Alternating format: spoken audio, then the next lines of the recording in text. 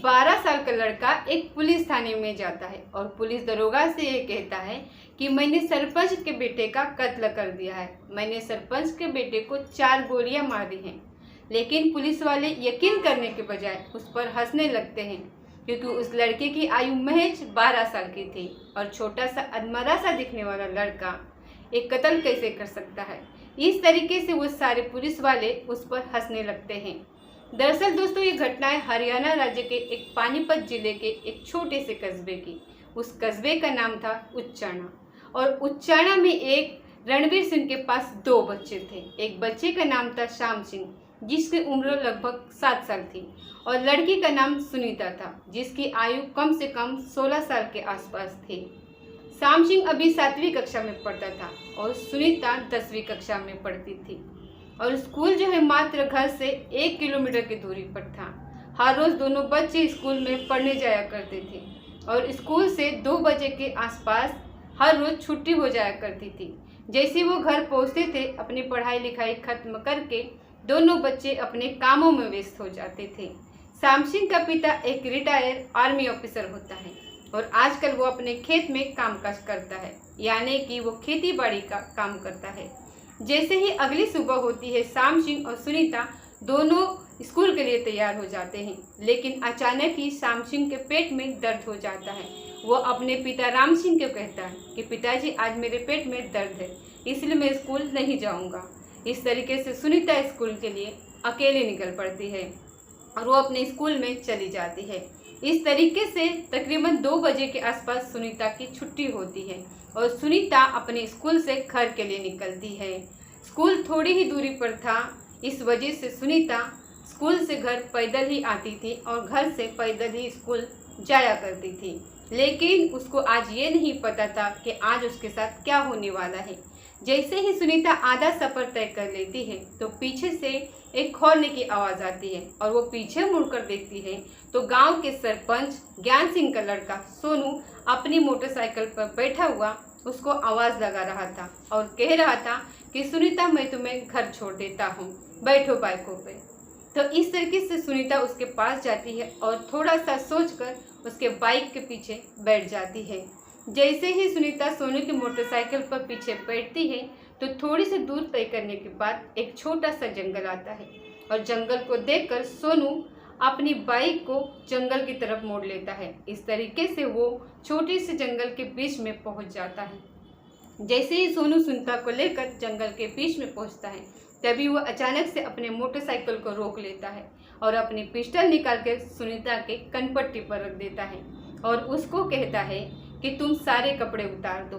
इस तरीके से डरी हुई सुनीता अपने सारे कपड़े धीरे धीरे उतारने लगती है।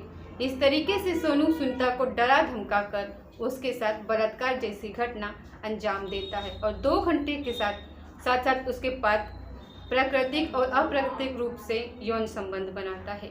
लगभग 2 घंटे तक सोनू सुनीता के साथ ऐसा ही करता रहता है और जब उसका जी भर जाता है तो वो सुनीता को छोड़कर अपने घर चला आता है। दूसरी तरफ सुनीता के माता पिता उसको ढूंढने लगते हैं। वो लगभग 4 से 4:30 बजे का समय हो चुका था। रणवीर सिंह कई जगहों पर जाता है और जाकर सुनीता की तलाश करता है, लेकिन सुनीता उनको नहीं मिलती है। लगभग शाम के 6 बजे का वक्त हो चुका होता है और सुनीता धीरे धीरे कदमों से चलकर अपने घर तक पहुंच जाती है। जैसे ही वो घर पहुंचती है, अपने पिता राम सिंह को सारी घटना सुनाती है। ये सारी घटना को एक 12 साल का लड़का श्याम सिंह भी सुन रहा होता है और ये सारी घटना श्याम सिंह के मन में घर कर जाती है, जिसका अंजाम बहुत बुरा होता है।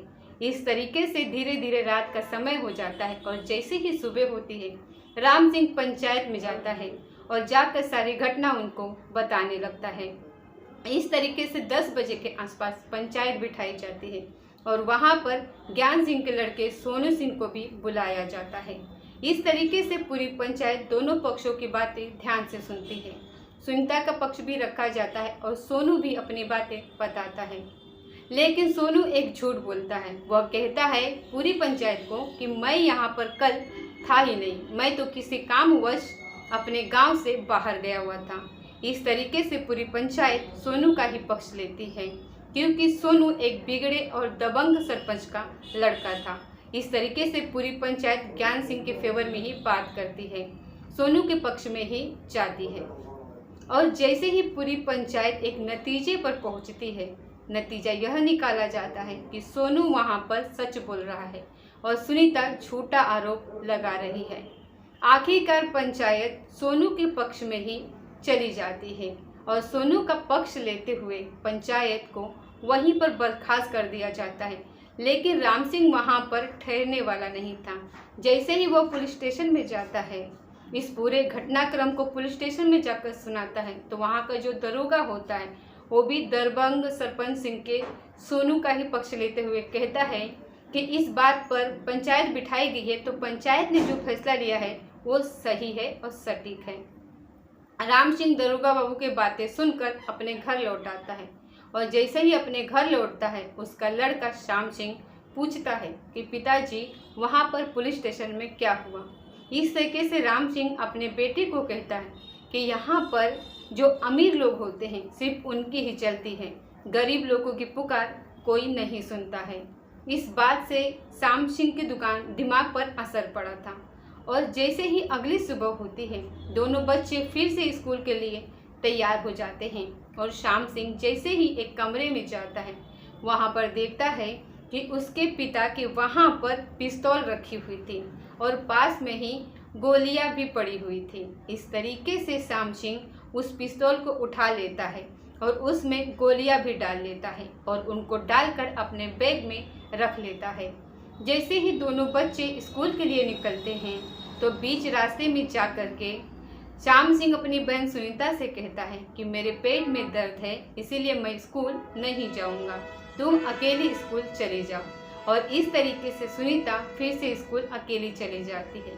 लेकिन श्याम सिंह अपने घर वापस नहीं लौटता है, वो पूरे गांव में सोनू सिंह की तलाश करता है।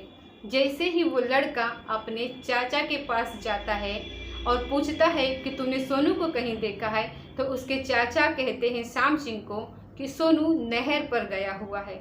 इस तरीके से श्याम सिंह नहर पर पहुंच जाता है और वहां पर देखता है कि सोनू नशे में यानी कि शराब के नशे में धुत है। इस तरीके से श्याम सिंह सोनू के पास चला जाता है और सोनू को बहुत ज़्यादा नशा हुआ था। तो जैसे ही वो नदी किनारे पर लेट जाता है, उसी टाइम श्याम सिंह अपने पिता की लाइसेंसी पिस्तौल निकालता है और उसको 4 गोलियां मार देता है। और 4 गोलियां मारने के बाद वो सीधा पुलिस स्टेशन पहुंच जाता है और पुलिस स्टेशन में जाकर दरोगा बाबू से कहता है कि मैंने ज्ञान सिंह के बेटे सोनू सिंह को 4 गोलियां मारी हैं। इस तरीके से पुलिस वाले उस पर हंसने लगते हैं, उनकी बातों पर कोई यकीन नहीं कर रहा था। इस घटना को अभी 20 मिनट का समय हुआ था और दबंग सरपंच ज्ञान सिंह जैसे ही पुलिस स्टेशन पहुंचता है, वहां पर देखता है कि पहले ही 12 साल का लड़का जो है श्याम सिंह पहले ही आकर पुलिस में बैठ गया था और पुलिस वाले को उसने सारे बयान भी दे दिए हैं। लेकिन पुलिस उस पर हंस रही थी और उस पर यकीन नहीं कर रही थी। लेकिन ज्ञान सिंह जैसे ही सारी घटना सुनाता है तो पुलिस के पैरों के नीचे जमीन खिसक जाती है और उसी टाइम श्याम सिंह को गिरफ्तार कर लिया जाता है। इस तरीके से पुलिस ने जब श्याम सिंह को ये पूछती है कि तुमने सोनू को क्यों मारा है, तभी 12 साल का लड़का जवाब देते हुए कहता है कि जब आपको सारी घटना पता ही है तो आप मुझसे क्यों पूछ रहे हैं। इस तरीके से पुलिस भी वहां पर शर्मिंदा हो जाती है। जब पुलिस श्याम सिंह को जज के सामने पेश करती है तो जज भी यही पूछता है कि इस हत्याकांड की वजह क्या है। जैसे ही पूरी सच्चाई जज के सामने आती है तो जज के आंखों से भी आंसू निकल पड़ते हैं और इस तरीके से श्याम को बाल सुधार गृह में भेज दिया जाता है, कम से कम 5 साल के लिए। और जब तक वो बालिग नहीं हो जाता, श्याम सिंह को बाल सुधार गृह में ही रखने की हिदायत दी जाती है। दूसरी तरफ सुनीता अभी उस घटना के सदमे से बाहर नहीं निकल पाई थी और धीरे धीरे वो सदमे से उसको निकलने में समय लग रहा था। अगर पंचायत ने उस समय सही निर्णय लिया होता तो आज ये घटना ना घटती। दोस्तों, इस घटना को सुनाने का मकसद किसी का दिल दुखाना नहीं है, आपको सतर्क और सचेत करना है, आपको जागरूक करना है। मिलते हैं अगले किसी सच्ची घटना के साथ। तब तक जय हिंद, जय भारत।